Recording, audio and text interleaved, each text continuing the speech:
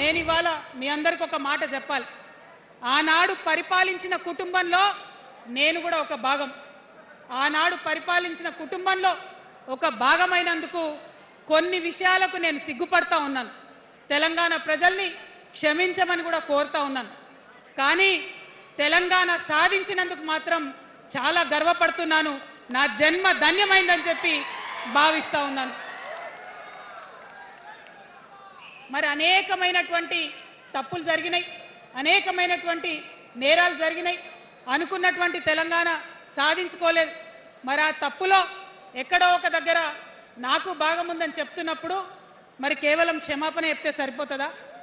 ఏ తెలంగాణ అయితే కావాలనుకున్నామో, ఏ సామాజిక న్యాయ తెలంగాణ అయితే రావాలని అనుకుంటున్నామో దానికోసం నడుం బిగించి కష్టపడి పని చేయాల్సిన అవసరం కూడా ఉంది.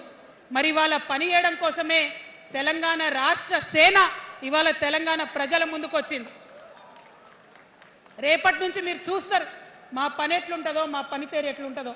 ఎందుకంటే ఏ పోరాటం చేయాలన్నా, ఏ ప్రజలకు మంచి చేయాలన్నా కేవలం కొట్లాడితే సరిపోదు.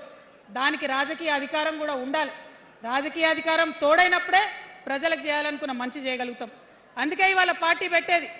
అదర్వైజ్ గత 11 నెలల నుంచి తెలంగాణ జాగృతి చేస్తున్న పోరాటాలు మీరు చూస్తున్నారు. ఎన్ని పోరాటాలు తీసుకున్నాం, ఎన్ని రకాలుగా సక్సెస్ సాధించడం మీరు చూసిండ్రు. కానీ ఉట్టి పోరాటాలు సరిపోవు, ఖచ్చితంగా రాజకీయ అధికారం ఉండాలి.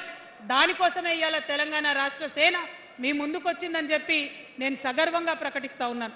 మరి ఈ పొలిటికల్ పార్టీ ఏదైతే తెలంగాణ ప్రజల కోసం వచ్చిందో అది టెక్నికల్గా అధికారం తెచ్చుకోవడానికి, ఎన్నికల్లో పాల్గొనడానికి డెఫినెట్గా బాగుంటుంది. కానీ దానికి ఒక ఆత్మ ఉండాలి, దానికి ఒక నేపథ్యం ఉండాలి. ఇవాళ బీఆర్ఎస్తో అదే కదా ప్రాబ్లం. టెక్నికల్గా బాగున్నారు, ఎలక్షన్ పోతున్నారు, సీట్లు గెలుస్తున్నారు, కానీ తెలంగాణ ఆత్మను కోల్పోయింది. కాబట్టే ఇవాళ తెలంగాణ రాష్ట్ర సేన వచ్చింది. నేను తెలంగాణ ప్రజలందరికీ చేతులు జోడించి నమస్కరించి ఒక మాట చెప్తున్నా, హార్ట్ఫుల్గా చెప్తున్నా, నా హృదయాంతరాల నుంచి ఒక మాట చెప్తా ఉన్నా.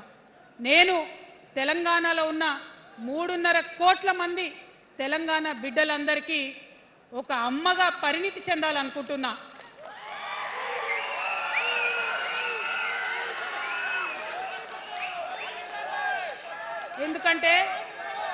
ఎందుకంటే ఒక అమ్మతనంతో పరిపాలన జరిగినప్పుడే బిడ్డలకి ఏదైనా కష్టం వస్తే అమ్మ హృదయం బద్దలవుతుంది.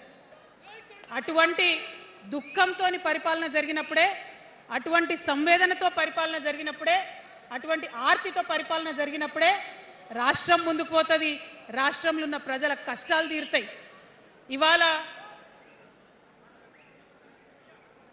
ఎన్నిసార్లు ఎన్ని రకాలుగా ఆలోచన చేసినా మన తెలంగాణ రాష్ట్రంలో అనేక రోజుల నుంచి, అనేక సంవత్సరాల నుంచి ఒక భూస్వామ్య వ్యవస్థ నడిచింది. మనకు తెలుసు.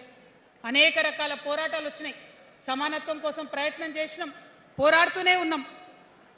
అది రైతాంగ సాయుధ పోరాటం కావచ్చు, ముల్కీ ఉద్యమం 1952 కావచ్చు, 1969లో తెలంగాణ ఉద్యమం కావచ్చు, తర్వాత వచ్చినటువంటి నక్సలైట్ ఉద్యమం కావచ్చు, అనేక సామాజిక ఉద్యమాలు, ఎందరో మంది మహానుభావులు, ప్రొఫెసర్ జయశంకర్ గారి దగ్గర నుంచి మొదలు పెడితే చాక లైలమ్మ గారు, దొడ్డి కొమరయ్య గారు, ఆరుట్ల కమలాదేవి గారు, రావి నారాయణ రెడ్డి గారు, సురవరం ప్రతాప్ రెడ్డి గారు, దాశరథి గారు, కాళోజీ గారు, నక్సలైట్ ఉద్యమంలో గద్దరన్న గారు, గణపతి గారు, మారోజు వీరన్న గారు, సాంబశివుడు గారు, ఇట్లా అనేక మంది పోరాటం చేస్తే అంతో ఇంతో సమానత్వం ఇప్పుడు వచ్చింది.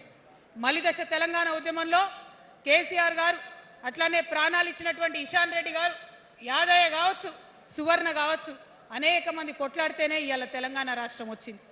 వీరికన్నా ముందు మరి మీ అందరికీ తెలుసు, సమ్మక్క సారలమ్మ దగ్గర నుంచి మన దగ్గర సామాజిక ఉద్యమాలు నడిచినాయి.